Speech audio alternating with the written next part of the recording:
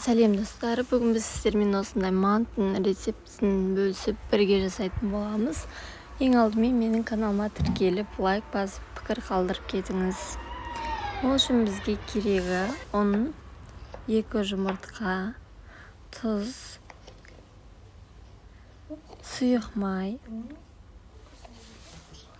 Тұзды мен көз мөлшерімен саламын.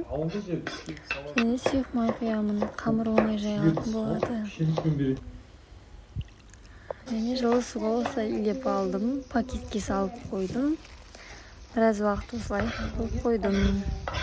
Ал енді салмасына кірісетін болсақ, бізге керекті заттар пияз. Осынша пиязды алдымда тазалап, оны жуып, турап дайындадым.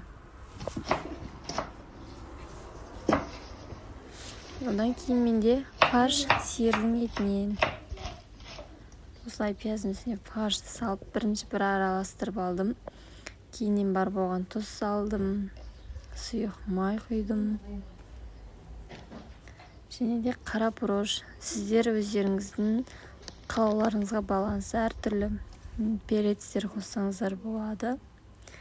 Міне менің салмам дайын. Және де қамырды осылай жасап алдым. Әрқайсысын бөлек пакетке салып қойдым да, біреуін алып осылай жұп-жұқа етіп бөлкен қылып жайып алдым.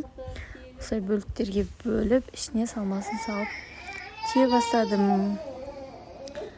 Табамызды майлап, мантыларымды жеке-жеке осылай салып алдым. Және де қайнап тұрған судың бетіне қойып, беттерін міндетті түрде майлаймыз. Майлап алдым осылай. Ал бұның бетіне себетін пиязға бірінші май құйып, осылай пияздың қанға жақсы қуырып алдым. Кішкене тұз салдым. Біраз қуырылғаннан соң барып су құйдым.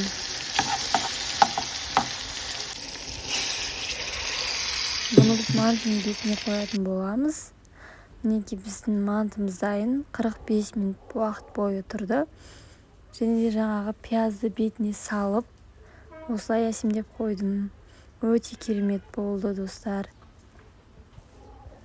Сухой емес, сочный болып шықты. Бәрінің көңілінен шықты. Сіздер де жасап отбасыларыңызды қуантыңыздар.